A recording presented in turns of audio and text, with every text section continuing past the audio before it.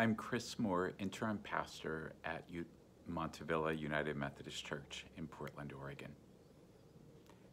Today is Good Friday. It is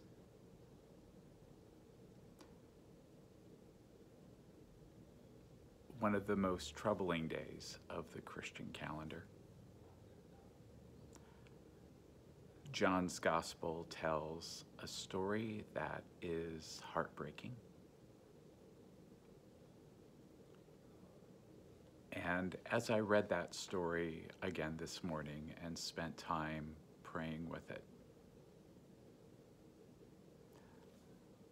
I found myself returning over and over to this particular passage, John 19, verses 38 through 42.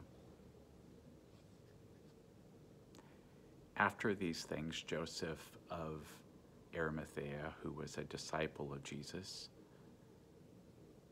but secretly for fear of the Jews, asked Pilate that he might take away the body of Jesus. And Pilate gave him permission. So he came and took away his body. Nicodemus also, who earlier had come to Jesus by night, came bringing a mixture of myrrh and aloes, about 75 pounds in weight. So they took the body of Jesus and bound it in linen cloths with the spices, as is the burial custom of the Jews. Now in the place where he was crucified, there was a garden, and in the garden a new tomb in which no one had yet been laid. So because of the Jewish day of preparation, since the tomb was close at hand, they laid Jesus there. There is simply so much in the passages for this day. The enigmatic meeting between Jesus and Pontius Pilate, interactions with religious authorities whose minds were made up, frenzied crowds, thirsty for blood, soldiers gambling for the clothing of a dead man. Take some time today. Read John chapters 18 and 19. Sit with that story.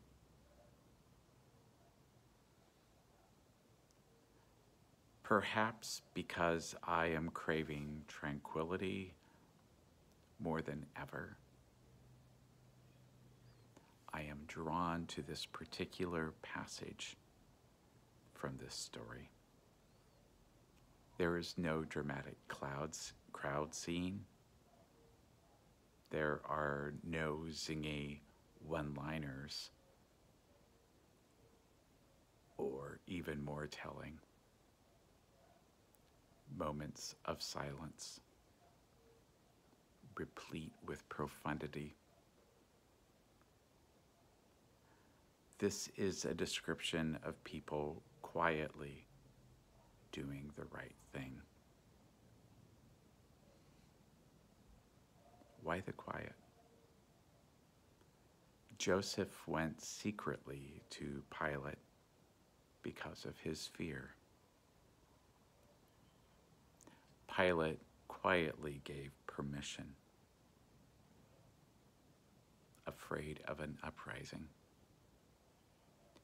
Nicodemus, who, remember, had previously approached Jesus only secretly at night because of his fear, appeared with a spice mixture weighing a hefty 75 pounds. So much of our life is noise.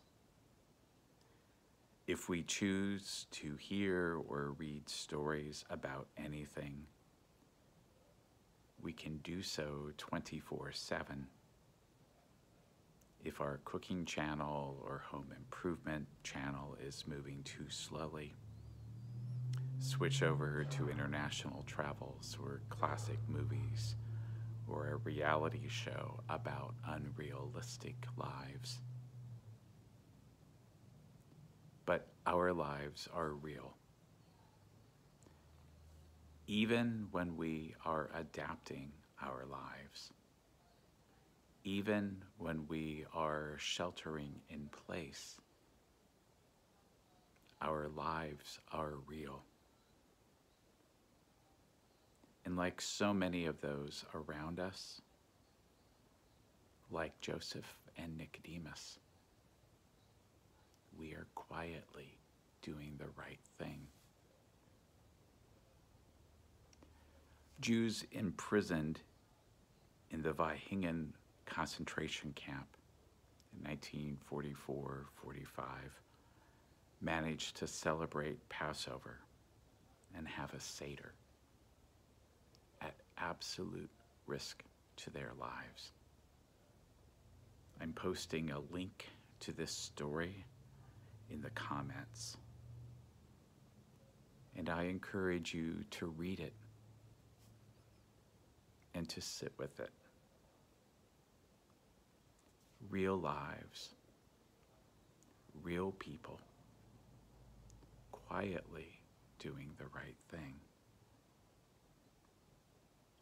Linen cloths, myrrh, aloes, a garden, a new tomb, and the day of preparation.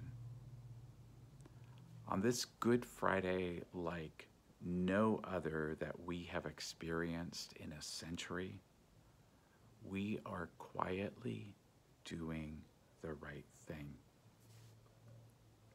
Like the Jews at Vaihingen, like Joseph of Arimathea and Nicodemus, we are facing death, but we are not giving up. Put your fear to good use. Quietly do the right thing. I'm Chris Moore, interim pastor at Montevilla United Methodist Church in Portland, Oregon. On this Good Friday, I wish you a sense, an awareness, a revelation of God's inbreaking presence in your life. Stay healthy, be well, quietly do the right thing. May you feel God's blessings.